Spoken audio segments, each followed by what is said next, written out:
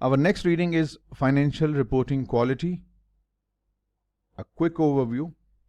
These are the specific learning outcome statements in this reading. We will briefly overview all of these.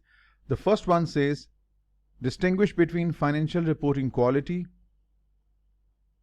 and quality of reported results. Remember, these are two different things. Financial reporting quality and quality of reported results, including quality of earnings, qualities of cash flows, and the quality of balance sheet. Okay, so when we say financial reporting quality, what does it mean? Financial reporting quality means that your financial statements have been prepared in accordance with the US GAAP or IFRS. But even if financial statements are in accordance with the US GAAP or IFRS, they have been fully complied with, it doesn't mean that financial reporting is of highest quality. Just application of GAAP rules, principles, disclosure requirement, it doesn't mean that the financial reporting is of highest quality. There are other factors as well, we'll see. When we say financial reporting is of high quality, it means it contains information that is decision useful, the information that is relevant, and the information that has been presented in a faithful way. It's a faithful presentation. We discussed this in our earlier slides, in our earliest reading. Relevance means the information that is useful to the users for making financial decisions. And faithful presentation means the contents of financial statements, they are complete.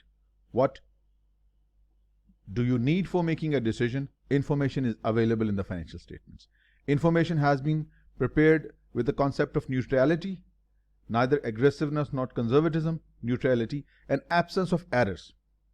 So these factors determine the quality of financial reporting. Then what is quality of reported earnings? Quality of reported earnings is consistency, recurrence, sustainability of earnings to cover cost and provide returns to investors. A business should generate consistent earnings, sustainable earnings from operations, not only to cover the cost of operations, but also provide a return to investors, dividends to the stockholders, interest to the bondholders, payment due to the suppliers, and of course the other expenses. So sustainability of reported earnings to cover cost and provide return to investors. This is what we mean by the quality of reported earnings. How is it evidenced? It is evidenced through increased efficiency of usage of assets, working capital management. Resultantly, it will increase profitability, increase the market share. This is the quality of reported earning. There might be certain gains on disposal, that's one-off. Gain on changes in exchange rates, fair value gain of marketable securities, held for trading securities when measured at fair value, it shows a gain in the reported income, so part of operating profit. But that is not sustainable. When we say sustainable, the returns that are expected to recur. Just like in cash flow statement, there are three types of cash flows.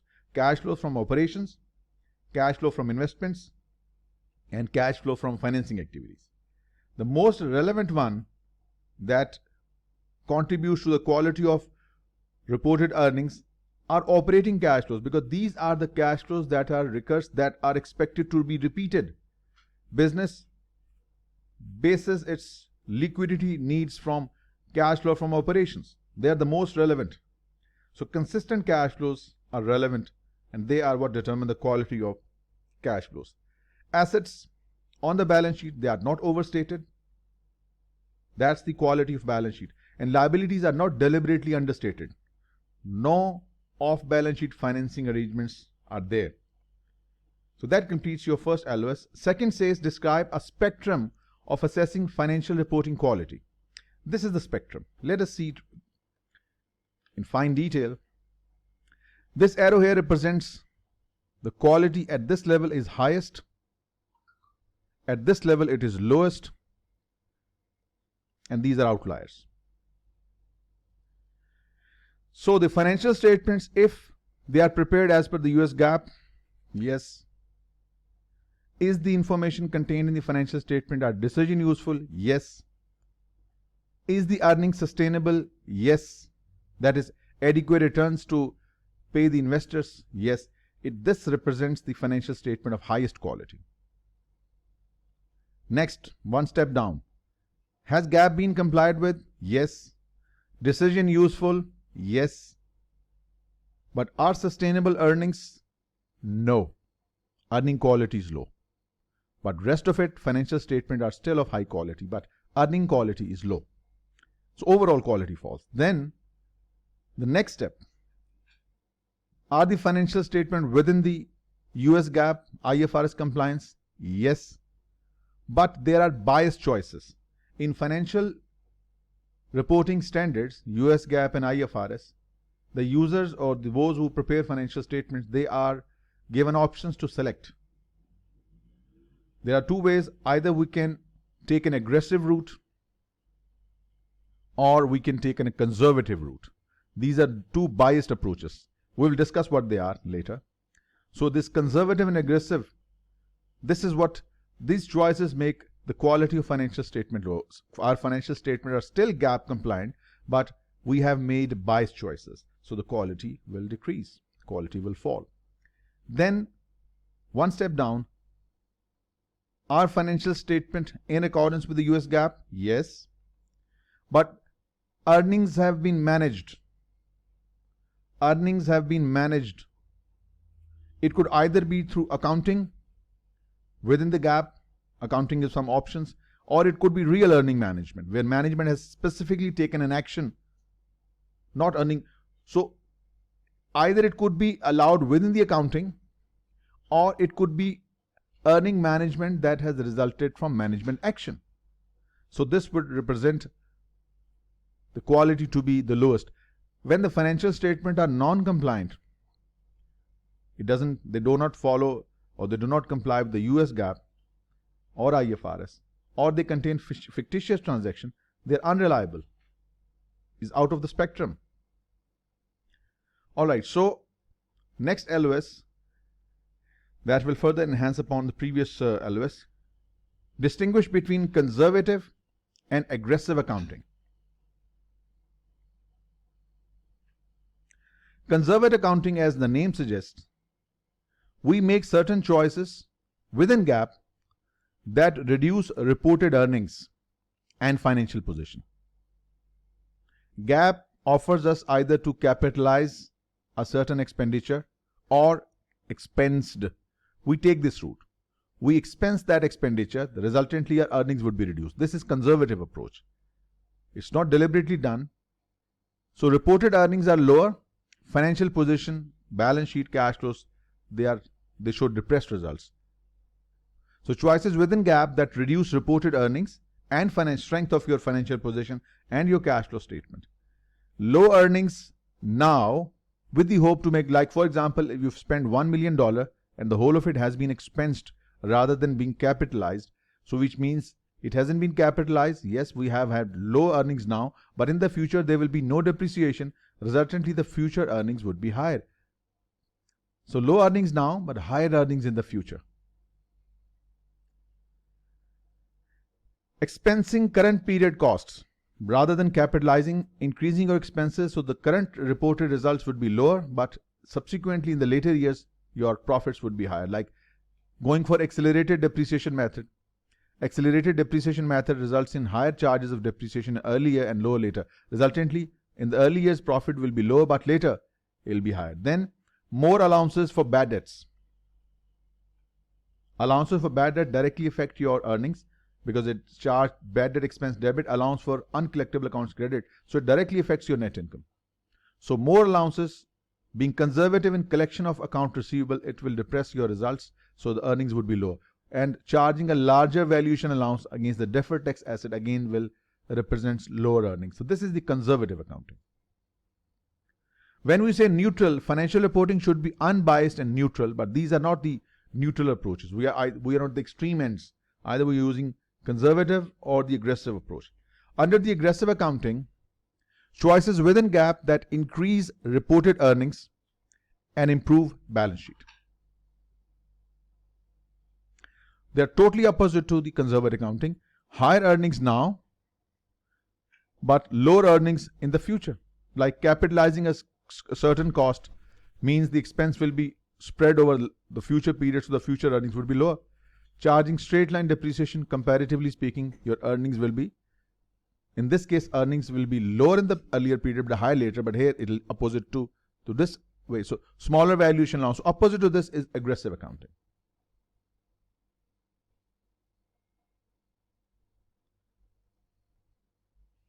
Next LOS, yes, important point to be noted.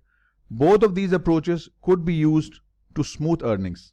Means we want to give a consistent return on assets, consistent profitability. So these two extreme approaches could be used, sometimes aggressive, sometimes conservative, so as to smooth our earnings. Next LOS says describe motivation that might cause management to issue financial reports that are not high quality. Why management would do that? These are the reasons. Sometimes we want to beat the benchmark EPS set by the stock market analysts. The market is expecting EPS this year of $10 per share, for example.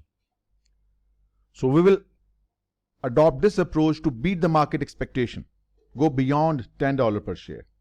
So using this approach, you can increase current year earning through the methods we discussed previously. Or this could be the second motivation, career orientation. The senior management wants its reputation to be preferred over the company's performance in the future. Career opportunities, like for example, the company I was working for, the CEO was given 6 million rupees, not 6 million, 60 million in fact, it's 6 crore, that is 60 million rupees. He was given certain targets. He was required to bring the company in 100 index. That at that time it was KSE 100 index. So the company was to be brought down within the KSE 100 index. A certain EPS target was given. Certain market share was given. So he achieved those targets through aggressive accounting or through certain managerial controls. So he was awarded quite heavily at that time. So yes, through aggressive accounting, through these practices, for management reputation, for career opportunities, management can resort to such activities. Especially when your compensation is tied to the stock price. Yes, stock price was also one of these performance metrics. So he was, then eventually things went wrong and he was kicked out. So compensation tied to stock price. Management wants to gain credibility with equity investors, or probably you resort to aggressive accounting to avoid a violation of some debt covenants. So you are within the gap limitation, but you have deliberately selected aggressive accounting approach either to beat the market benchmark or for your career orientation or for your compensation or in order to avoid the violation of debt covenant, etc. So these are the motivations. Next LOS says, describe conditions that are conducive to issuing low quality or even fraudulent financial reports. Some of them were discussed in the previous slide. Characteristics of financial statement fraud. There are three characteristics or features of financial statement fraud: opportunity, rationalization, pressure, or motivation. Let us try to understand these through these three circles. Opportunity is the existence of weaker system of financial accounting control. There is no check and balance. The directors in the audit committee do not have the knowledge of financial accounting, accounting standards, US GAAP. When there is a weakness in financial accounting control system, nobody really checks, the incidence of financial reporting fraud increases. Secondly, if the management compensation is tied to the company's financial performance, there is an incentive or pressure. I need to hit my monthly targets. If these two things are present simultaneously, the risk, incidence of occurrence of fraud will be high. At the same time, if you have some justification, as per your own moral code. Everyone is doing it. X Incorporated is doing it. Y Incorporated is doing it. That happened in 2002. In 2001, there was a wave of scandals back then. Enron, Adelphia, Xerox, many companies were engaged in fraudulent financial reporting, and the result of it was Sarbanes-Oxley Act of 2002. So one company did something, the other one followed the same way. Like I remember, Enron and WorldCom during that time, they invented a new way to manipulate earning. They capitalized their expenditures. Revenue expenditure is expense to income statement. All of you know this is basic accounting. But instead of expensing it to the income statement, they capitalize it as an asset. They created special purpose entities to hide their debts and loans. And many companies at that time followed the same way. So everyone is doing it. Rationalization. Justification of what you are doing is right. So if opportunity exists in the system of accounting control and there is an incentive like compensation related to your financial results, incidence of fraud will be higher. If opportunity exists and you have some moral justification of doing this thing, incidence of fraud is higher. And if there is incentive and rationalism, incidence of fraud is higher. Imagine a situation where there are weaker internal accounting controls. There is an incentive to manipulate financial information. And then there is justification of your action. All three are present simultaneously. The probability of the fraud, financial statement fraud, is the highest. Now, the question is, which of these can be controlled in an organization? Opportunity can be controlled to a great extent by instituting a strong system of accounting controls. That's why section, if I remember correctly, section 407 of Sarbanes-Oxley Act studied in CPA and CMA requires at least one member of the audit committee must be financial expert, must be familiar with US GAAP. So a strong system of internal accounting control can at least reduce this possibility of fraud. Otherwise, just justification, rationalism, this is inside the person's head. We can't measure it. We can't control it. To some extent, incentive also. Do not give such incentives to the manager, so they resort to manipulating the financial results. So the point to remember that existence of these three can possibly lead to financial statement fraud, but when even there is no such characteristic is observed, the risk of fraud cannot be completely excluded. That was your LOS 5. Next, describe mechanisms that discipline the financial reporting quality and the potential limitation of these mechanisms. Mechanism for disciplining financial reporting quality. We have regulatory bodies, Securities Exchange Commission of Pakistan, Securities and Exchange Board of India, Securities Exchange Commission in the US, Financial Conduct Authority in the UK, and European Security Market Authority. All these are regulators, members of IOSCO. More than 200 countries, regulators are part of it. These are the regulators under the law. Those firms seeking listing on the stock exchanges, they have to meet certain requirements for raising funds, IPOs and subsequent issues.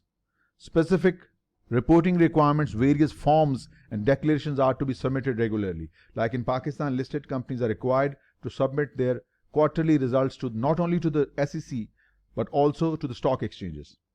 Not only that, financial statements are to be audited by certified public accountants or chartered accountants or ACCA firms in order to lend credibility to the numbers contained in the financial statement. These are all the mechanisms to control. If despite all these, if company resorts to fraudulent manipulations of financial numbers, there are fines, there are suspensions, even criminal prosecutions lead to imprisonment. Like Andrew Fastow, the CFO of Enron, he was sentenced to 20 years in prison. WorldCom, the largest corporate scandal in the history of the world, its chairman, Bernie Ebbers, is still in jail. Still in jail. So this could happen. Financial statement fraud could land you in trouble and you're gone. Despite that, despite the regulations, despite the requirements of regulatory filings despite audit, despite the threat of this imprisonment, fine, suspension, still things go wrong. Why? Even the cleanest audit opinion is not a guarantee that everything is fine. Why? Because the auditors perform their work on test basis. They do not do complete 100% checking. They just select suitable samples as per their audit plan, and accordingly they perform their work. So 100% audit is not possible. Even you might have Sarbanes-Oxley Act of 2002, it is considered a masterpiece in the corporate world. Every country in the world has taken some essence of SOX to revise and refine their corporate laws.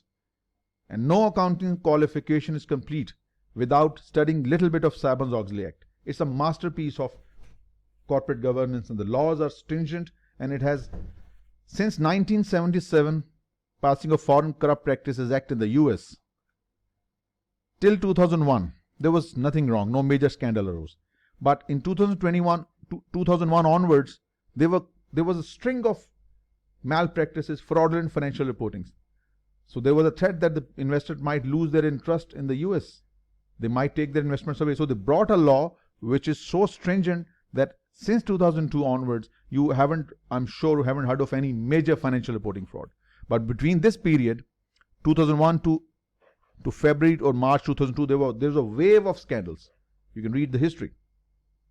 So despite that, even having such a stringent law, Sarbanes-Oxley Act, there are still some legal loopholes, some lacunas which we, financial accountants, chartered accountants, CPAs, lawyers, they are able to find those loopholes and lacunas, and they can make something out of it, despite this limitation. And this is not given in your textbook, but I from experience know that there is connivance of security regulators, your regulators who are expected to be impartial in the performance of their duties. They are supposed to be ethical. So security regulators, they in connivance with the perpetrators, they are involved in corporate scandals. This is evidence everywhere. Next, LOS, describe presentation choices including non-GAAP measures that could be used in influence an analyst opinion. Firms sometimes report accounting measures that are not defined or not required under the US GAAP or IFRS. Like EBIT is not a mandatory presentation on financial statements, or EBITDA, earning before interest, tax, depreciation and amortization. This was created way back in early 19s when the dot-com bubble was inflating. In order to show tech companies that they are performing well, this measure was invented, EBITDA, earnings before interest, taxes, depreciation, amortization, adjusted earnings and adjusted EBITDA. If these numbers are given on the financial statement, they are not defined and they are not required under the US GAAP and IFRS. So what to do with such numbers? Non-GAAP measures in the US, this is the specific direction. If you are giving such information on financial statement, you need to display the most comparable one that is in accordance with GAAP. Display the most comparable GAAP with it.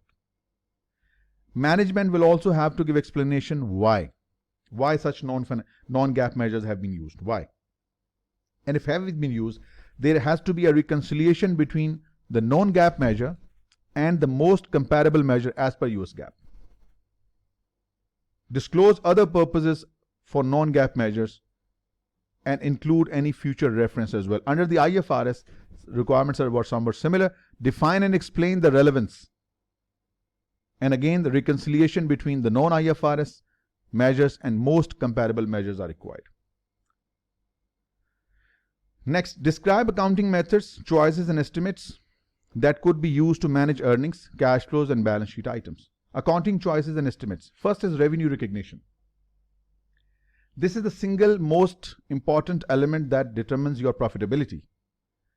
Revenue can be manipulated by a number of ways. Like when you sell an item, it could be sold to a foreign seller in two trade terms, FOB shipping and FOB destination. If the item has been sold under FOB shipping term, as soon as the items are shipped, sent on its way to the customer, the revenue can be recognized.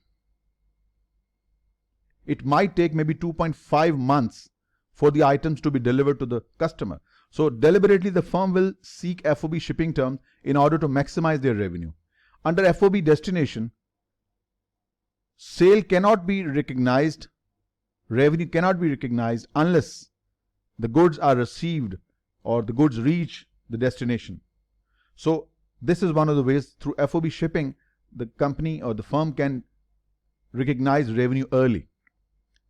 There's one other way that is used, is called channel stuffing. You deliberately overload the distribution channel to your wholesaler A, wholesaler B, D, E and retailers. You stuff the channel with more goods that would normally be sold. Resultantly, this way revenue would be increased. Or there is one other way, bill and hold. What is bill and hold? You raise an invoice and still goods are with you. You just raise an invoice and you book the sales accordingly. You debit customers, credit sales, but still goods are with you. So billing and holding the goods onto you just deliberately done to, it's not that it is not a legitimate sale, it could be a legitimate sale, but you have incentivized your customer that I'm going to bill you and the goods you can take after a couple of months or whenever you want to. So bill and hold, this would inflate your revenue. You invoice and still goods are with you.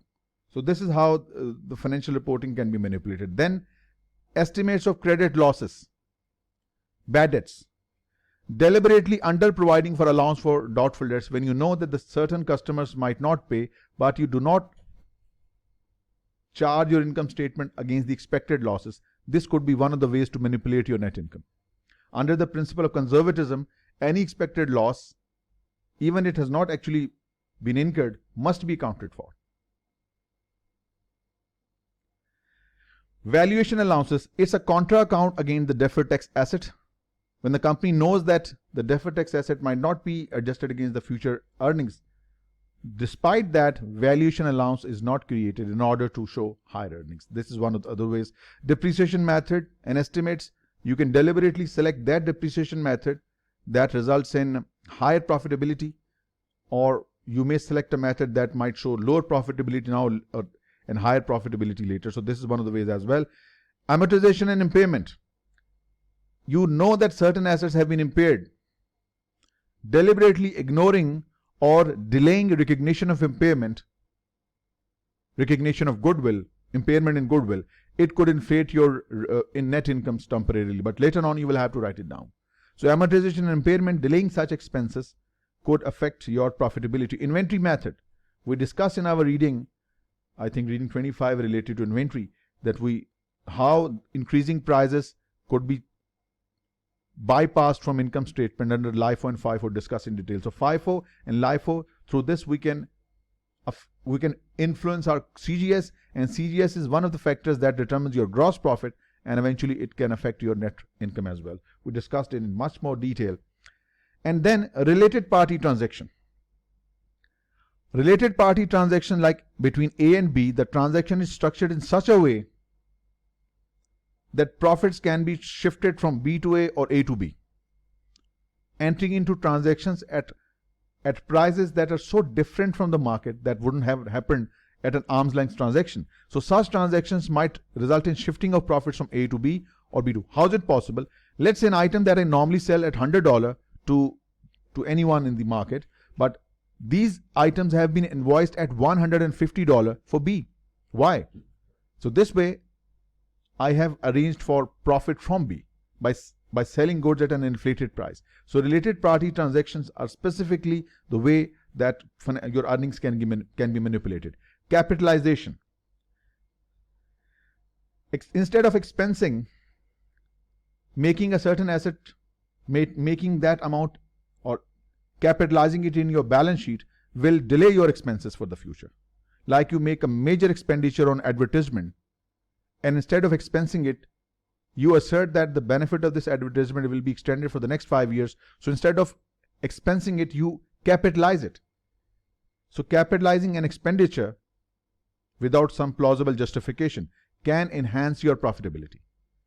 This was what was done by Enron, by WorldCom, by Adelphia, by Xerox. These were the companies between 2001 and March 2002. A wave of scandal. They use this capitalization technique. And other cash flow effects means you can improve your cash flow from operations by delaying your payments to accounts payable, or by running down your inventory or selling your inventory at discount. So cash flow from operation can also be manipulated. So these are the accounting choices. You can move either way to manipulate your numbers on balance sheet, income statement, as well as cash flows. Next, LOA says describe accounting warning signs and methods for detecting manipulation of information in financial reports. Warning signs. Revenue recognition. Your revenue recognition, as I said, is single most important factor that affects your balance sheet through equity and your net income. So if there are changes in revenue recognition method over the last 2 or 3 years, indicate that something is being cooked. Bill and hold transaction, revenue is being cooked. Using barter transactions deliberately to inflate your revenues. Your revenue growth percentage is out of line with the industry. The industry growth rate of revenues is between 5 to 7%, and your revenue is growing at the rate of 20%. How come?